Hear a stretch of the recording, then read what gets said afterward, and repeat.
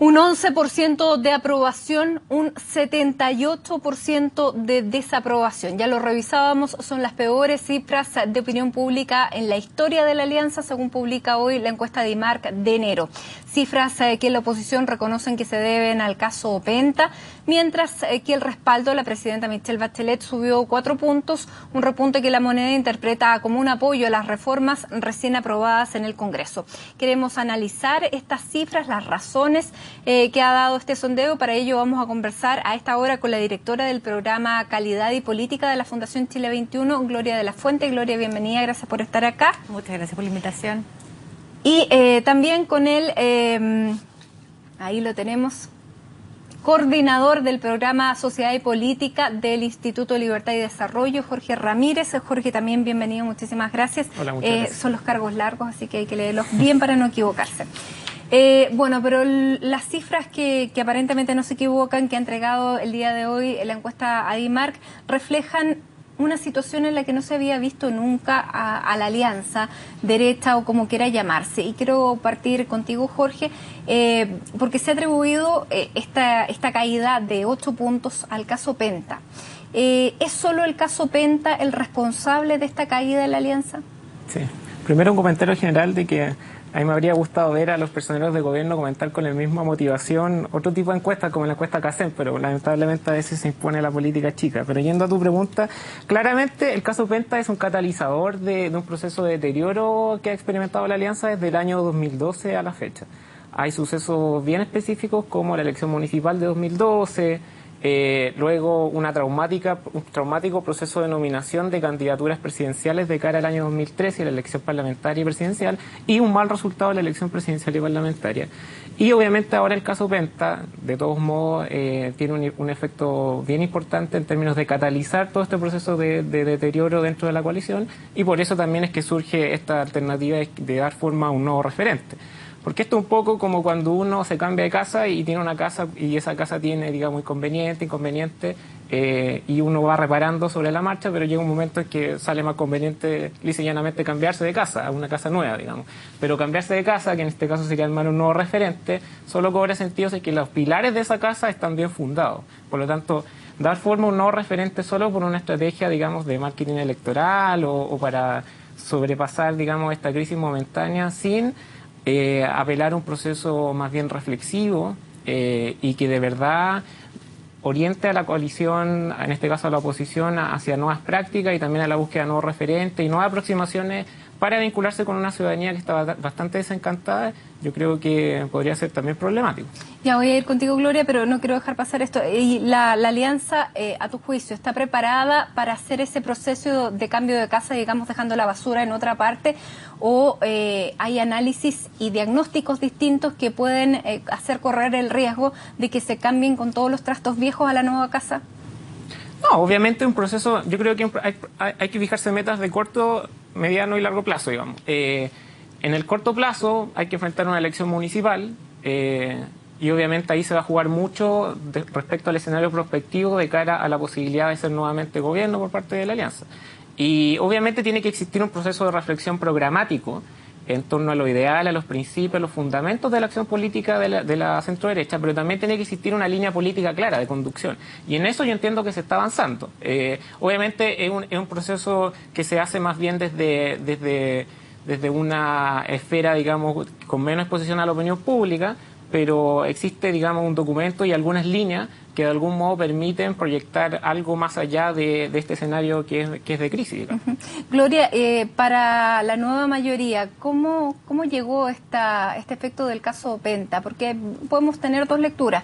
Una es, sí, le ayudó a la nueva mayoría a subir su nivel de apoyo porque frente a una alternativa que ofrece pocas opciones, a lo mejor se puede subir. La otra es, este caso nos golpea a toda la clase política. ¿Cuál es la lectura que haces tú? Yo creo que hasta hace poco tiempo atrás, parte del discurso de la derecha y particularmente de la UDI era el caso Penta finalmente un problema para toda la política chilena. sin lugar a dudas, la política chilena hoy en día tiene problemas, y yo creo que eso no lo podemos negar, los desconfianzas de los partidos, en el Parlamento, etcétera. Sin embargo, me da la impresión de que esta encuesta está mostrando de manera más o menos clara que finalmente el caso Penta está bastante acotado a la derecha. Y ahí uno se pregunta si Renovación Nacional no está pagando un costo muy alto por estar en esta coalición de oposición, que en la práctica, y particularmente la UDI, que no ha tenido en la práctica la posibilidad o la capacidad de poder acotar o circunscribir claramente el problema. Bueno, como el la estrategia de RN ha dicho este pastelazo de Penta, con esas palabras lo estamos pagando todos, pero lo está pagando también la nueva mayoría, porque se dice pero yo creo que o sea, hay una pregunta que habla de la corrupción dentro del gobierno, y en ese ítem también aparecen como que son todos corruptos.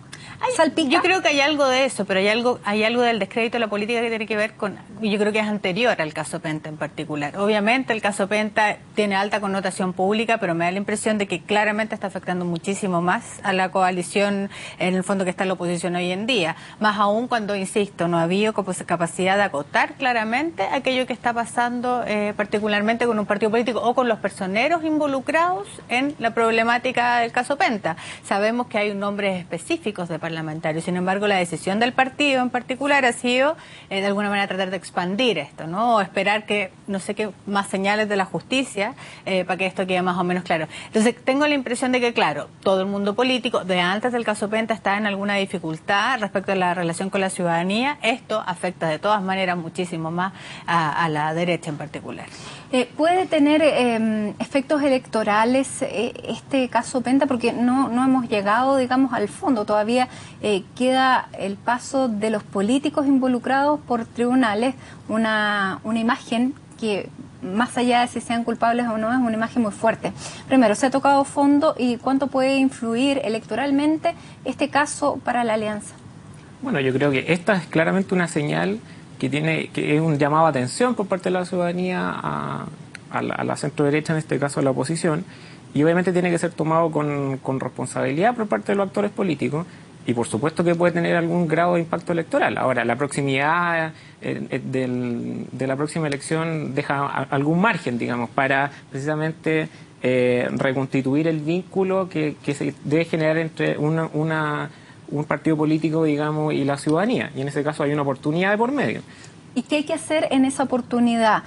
Porque aquí hemos conversado con muchos presidentes de partido y algunos dicen las responsabilidades son personales, otros dicen más bien las responsabilidades debieran ser institucionales, hacer una pérdida general, aplicar sanciones éticas, no aplicarlas, mantener a la gente que está siendo o sindicada como responsable lejos de las directivas. ¿Qué es lo que tendría que hacer desde el punto de vista fuera, como un observador político?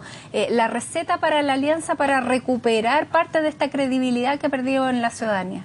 Yo creo que la alianza tiene que entrar en un proceso de reflexión programático, y en cuanto a la acción política, tratar de vincularse con los ciudadanos, con quienes se sienten cercanos a la visión de centro derecha, y también tratar de proyectar liderazgos que de algún modo no estén vinculados digamos, al escándalo Penta, digamos.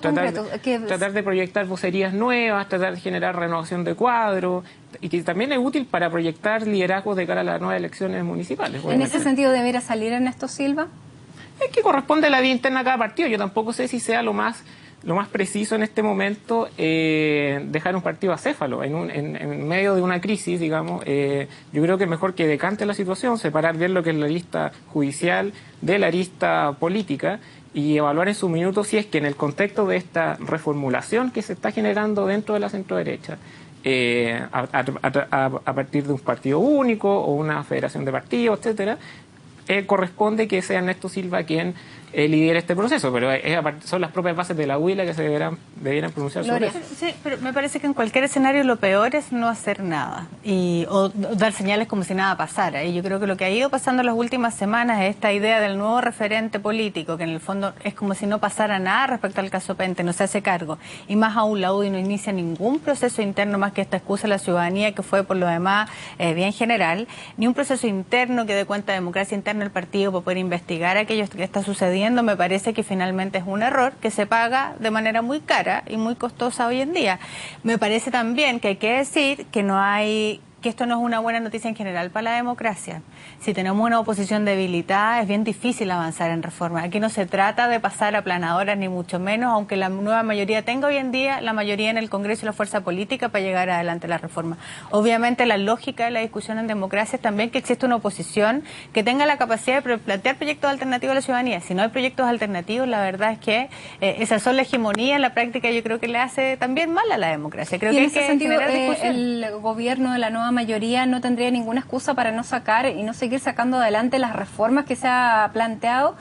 Yo creo que sí. De hecho, lo que ha mostrado o el ejercicio que ha sido del casi año de gobierno de la presidenta Bachelet es que de alguna manera hay que buscar mecanismos para llegar a consenso. En la reforma vocacional, con todo lo difícil que fue durante enero, finalmente logró generar ciertos consensos con algunos cambios al interior del mismo proyecto original, digamos. Gloria, la reforma binominal lo mismo. Hay razones para estar contentos dentro de la nueva mayoría, porque si bien la presidenta aumenta 4 puntos su aprobación, disminuye también el rechazo, pero el rechazo sigue siendo mayor que la aprobación. Y frente a este escenario en que no hay una oposición definida, ¿podría haber sido un mejor escenario para el gobierno para tener mejores números? O sea, pensemos que todavía la encuesta se aplica durante el mes de enero hasta el 29 de enero, de hecho es que es cuando se termina el terreno. Todavía no se presentaba, por ejemplo, el proyecto de aborto. Probablemente mucha parte importante de la ciudadanía no se ha enterado de la relevancia o no ha visto palpable la relevancia que puede tener la reforma vocacional así como se va a implementar en esta primera etapa. Entonces, a mí me parece francamente que este buen resultado, son 4 puntos más, tampoco es una cosa excesiva, pero este buen resultado yo creo que puede marcar una tendencia al cambio en lo que está pasando en el gobierno de la nueva mayoría. Me da la impresión de que esto va a tender a los próximos meses a mejorar de manera sustantiva, entre otras cosas porque creo que también el ejercicio de gobierno se ha hecho mucho mejor. ¿Exime del cambio de gabinete que estábamos esperando todos hasta, digamos, la semana pasada? No sé si exime el cambio de gabinete o no. Lo que sí creo que queda muy claro, y la presidenta ha dado una señal clara en eso, es que la verdad es que no se va a pautear por encuesta. Ella tiene un modelo de reformas estructurales que se ha planteado como programa de gobierno, y tengo la impresión de que ella ha dejado muy claro que en la práctica hay una meta clara, hay hitos que cumplir en ese camino, y que independiente del resultado de las encuestas, en el fondo hay liderazgo y hay timón en el fondo que se toma en esto. Y creo que esa es la señal más importante respecto a la encuesta. Independiente que vuelva a bajar a propósito de la discusión de las reformas, incluso pensando en que ahora el resultado de las reformas es mejor, yo creo que debiera cambiar. Pero incluso si bajara, aquí hay una decisión clara y categórica de la Presidenta de la República de avanzar hacia aquello que prometió en su programa.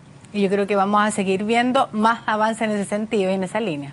Y en ese sentido, ¿la Alianza tiene alguna posibilidad de plantear ideas como oposición cuando están tan entrampados en salvar su propia situación, en entrar a dar explicaciones? ¿Son creíbles como para plantearse, por último, en forma individual, como parlamentarios frente a estas reformas?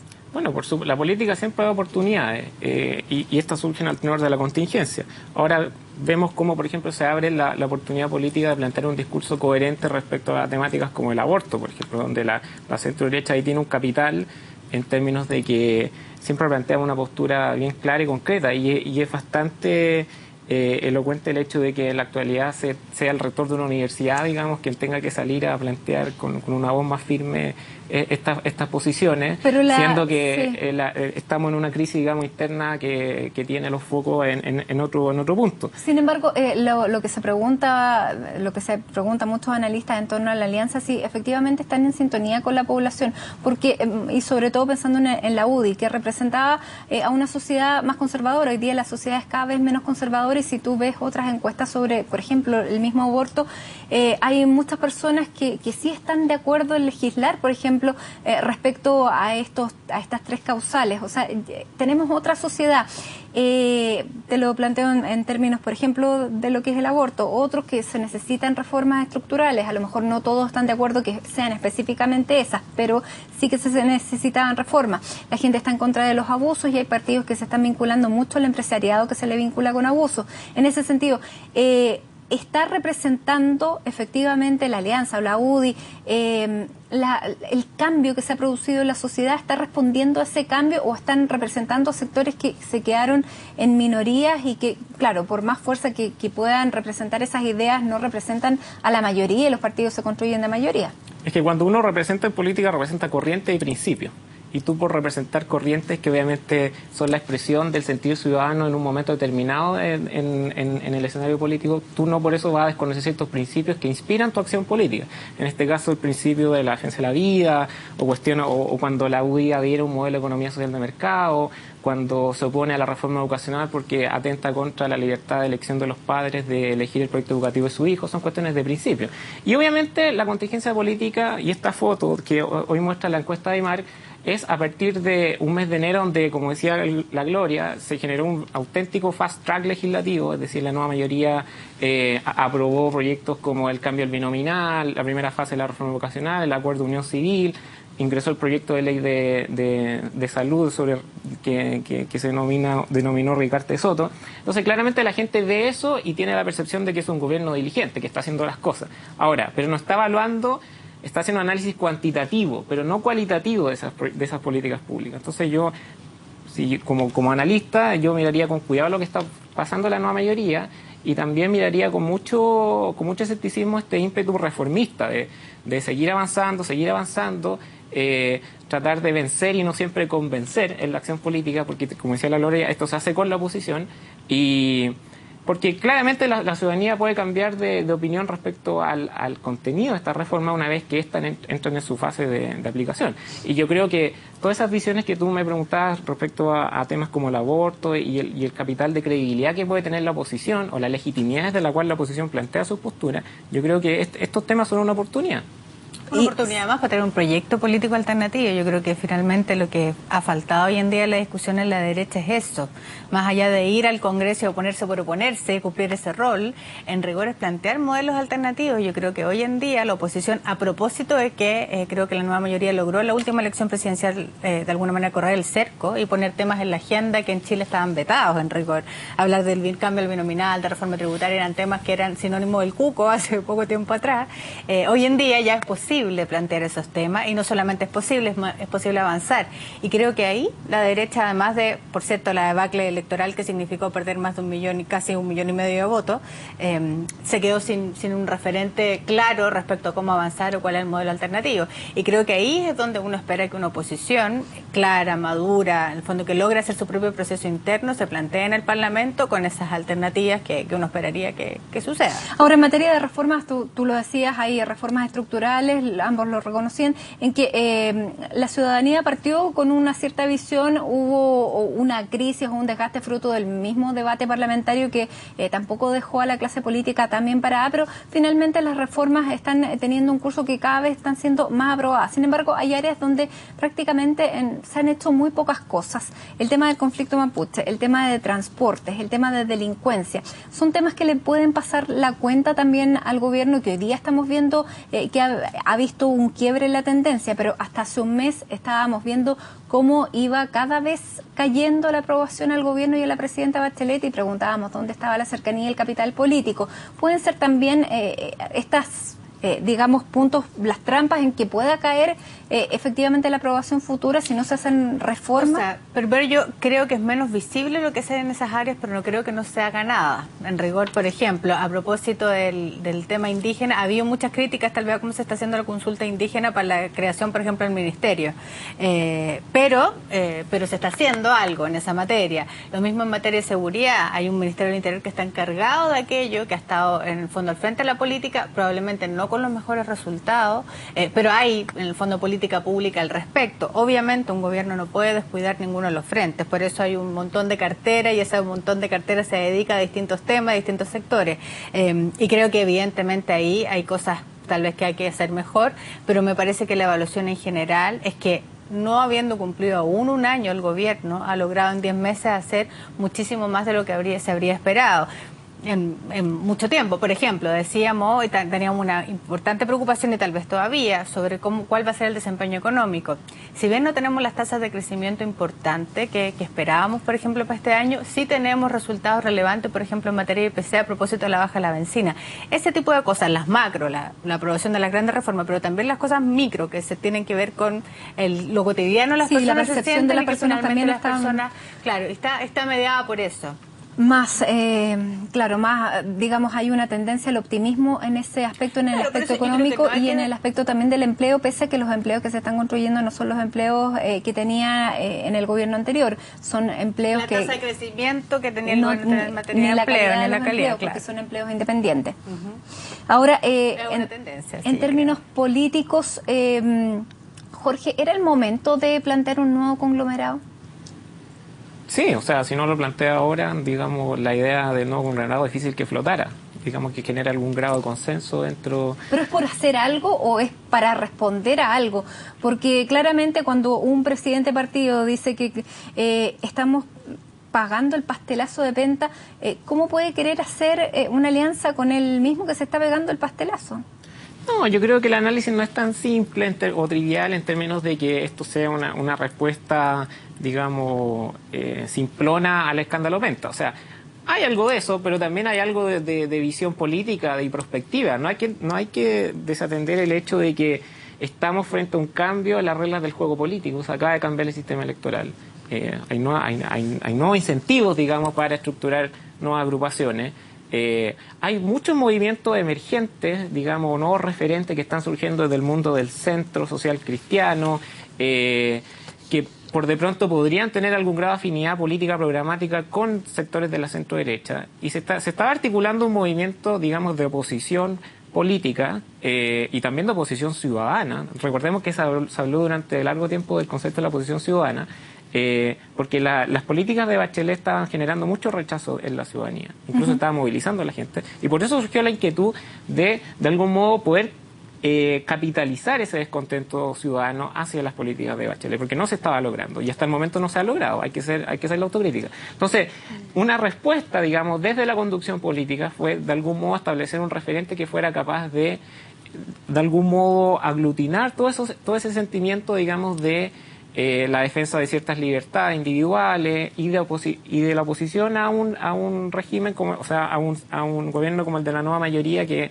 estaba de algún modo avanzando.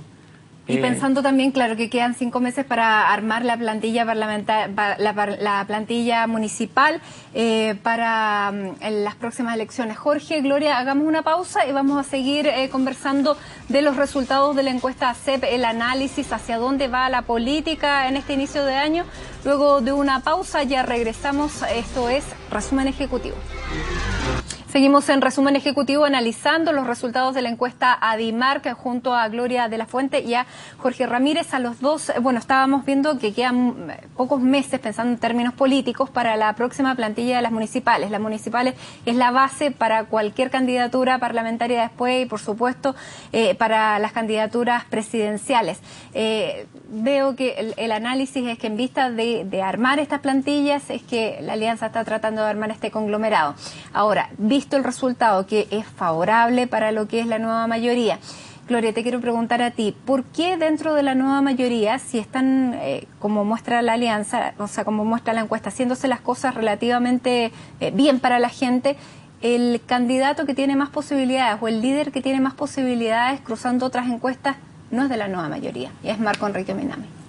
O sea, yo creo que tiene que ver con preguntas que no quedaron resueltas en la nueva mayoría en la vuelta anterior. Hay que ser claros en eso. El liderazgo de la presidenta Bachelet siempre fue indiscutible, incluso terminado su gobierno anterior, y en los 4 años no apareció un liderazgo nuevo en la nueva mayoría que lograra de alguna manera equiparar aquello que representa a la presidenta Bachelet. Mucho de la nueva mayoría, hay que decirlo, está sostenido también en la figura de la presidenta Bachelet. Entonces, la tarea que tiene que hacer la nueva mayoría, y que creo que además la señal más relevante es que los partidos, en el fondo, no están súper bien evaluados en esta encuesta ni en otras, es hacer una tarea de reflexión y de proximidad a la ciudadanía que tiene que ser mucho más eficiente que lo que ha sido hasta ahora. No basta con ir al Congreso a aprobar el proyecto de reformas de la presidenta Bachelet, hay que salir a contarle a la ciudadanía qué es lo que se quiere hacer, cómo se quiere hacer y de alguna manera generar un vínculo mayor. Creo que la encuesta académica que salió esta semana es muy clara en eso. Los mejores movimientos políticos evaluados son aquellos partidos políticos o movimientos políticos más nuevos, RD, el PRO, versus, en el fondo, los otros partidos más instalados en la nueva mayoría, que todavía no tienen súper buenos resultados. Creo que hay tareas mejor que asumir. ¿Y dónde están los liderazgos de la nueva mayoría? Creo que son poco visibles. Parte importante es porque el liderazgo de la presidenta Bachelet de alguna manera es indiscutible, pero también creo que los partidos políticos tienen que ir a hacer su tarea. Ahora, por lo pronto, creo que van a ser muy decisivas, por ejemplo, las elecciones internas de la democracia cristiana para poder eventualmente levantar alguna candidatura, o del Partido Socialista para eventualmente levantar una candidatura, o de lo contrario, si eso no logra desplegarse, tampoco tener la inflexibilidad que han mostrado algunos personeros para poder discutir con quienes están hoy en día fuera de la nueva mayoría, pero que de alguna manera también se plantean o se presentan como con posibilidades de alguna manera de entrar o discutir. Marco Enrique Mena, el único que se me viene a la cabeza en ese escenario. De hecho es.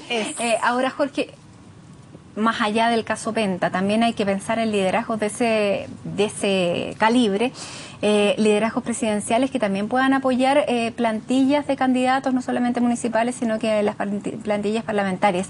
¿Le hace mal a la alianza no tener figura, o que la figura que tiene, que es la mejor evaluada, y hay una disputa con el expresidente Sebastián Piñera y Manuel José Sandón, que esta figura, sobre todo la del expresidente Piñera, no aparezca haciendo un análisis de lo que está ocurriendo a raíz del caso Penta? Recojo las palabras de Manuel José Sandón, que le hubiera gustado que el expresidente Sebastián Piñera, con el mismo ímpetu que fue a Venezuela, hubiera hablado del caso Penta. Sí. Hasta el momento el expresidente es expresidente, y hay una tradición, digamos, más bien republicana en Chile, que los expresidentes no se pronuncian sobre política contingente, sino que más bien hablan de los temas de largo plazo. Él opera bajo la lógica de su condición de expresidente y no de precandidato aún, porque no ha existido un proceso de nominación de primaria, etcétera. Yo creo que el tiempo deberá resolver mediante algún mecanismo de resolución de controversia lo suficientemente democrático para establecer quién va a ser el candidato presidencial del sector. Y obviamente, bajo esta lógica del nuevo referente, reglas claras y que establezcan algún nivel de compromiso ciudadano, de participación ciudadana de los electores de la centro-derecha, que de algún modo se sienten algo desafectados con esta contingencia del caso Penta y estos escándalos, de algún modo puedan establecer su opinión respecto de quién es el candidato que tiene los mejores atributos para encabezar este proyecto, digamos, de recuperar el gobierno luego del tránsito de la nueva mayoría. Ahora, yo creo que la nueva mayoría va a aproximarse a un proceso de nominación de candidatos que puede ser muy traumático, porque ellos tienen que enfrentar la última reforma, que es la que genera más discrepancias dentro del mundo de la centroizquierda, que es el tema de la reforma constitucional. Está todo el polo de la izquierda de la nueva mayoría, e inclusive la izquierda que orbita la nueva mayoría, que es el PRO, la Revolución Democrática, que quieren ir por el camino de la Asamblea Constituyente bajo el liderazgo de Marco Enrique. Marco Enrique acaba de firmar una carta, incluso con algunos parlamentarios y unos diputados de la nueva mayoría. Gloria mueve la cabeza, ¿qué pasa, Gloria? Mientras que por otra parte tenemos digamos, la democracia cristiana, que legítimamente va a establecer, digamos, algún tipo de candidatura, y esa tensión yo creo que podría dividir perfectamente la nueva mayoría de cara a la elección. División que no se ha visto, y solo para acotar, en el caso, en frente a esta crisis de la alianza se puede cuestionar muchas cosas, pero al menos la alianza ha operado como bloque y no se ha generado una división, digamos, interna. Pero si hay gente que está de acuerdo en hacer un cambio a la Constitución, hay gente que no está de acuerdo en hacer un cambio a la Constitución. No han discutido más sobre el mecanismo, probablemente eso sería interesante en el próximo, en la discusión del próximo proyecto. No, pero yo creo que hay ahí un error respecto a la nueva mayoría. El punto es que la presidenta todavía no se ha pronunciado específicamente por un mecanismo. En cualquier caso, yo creo que el mecanismo va en busca de la legitimidad, y es la legitimidad de ese proceso probablemente va a ser algún mecanismo participativo respecto a la ciudadanía. Entonces, más allá si esto es asamblea constituyente, si es un plebiscito, si es una comisión bicameral, el punto es que la decisión del gobierno, cuando ello ocurra, va a ser en función de un proceso participativo. Sí, pero estamos hablando de los candidatos, y lo importante para los candidatos en este contexto, para Meo, es el procedimiento, más que el contenido. Bueno, sí, pero por ejemplo, entra en la línea de las prioridades también, porque hay otros temas que están copando la agenda legislativa. Yo les quiero decir que se nos copó el tiempo ya del debate, lamentablemente, pero seguramente, bueno, después del verano vamos a tener otra encuesta de IMARC para ver efectivamente cuáles son las implicancias de este caso Penta, si las vacaciones dan algún respiro a las coaliciones y qué es lo que pasa entonces con los nuevos números, ya iniciando un nuevo año legislativo y un segundo año de presidencia de la nueva mayoría de la presidenta Bachelet. Jorge, Gloria, muchísimas gracias por acompañarnos a analizar estos números que hemos conocido el día de hoy. Muchísimas gracias por venir, que tengan buenas vacaciones. Nosotros llegamos al final de Resumen Ejecutivo. Muchísimas gracias por acompañarnos. Ya regresamos a las 10 de la noche en CNN Prime.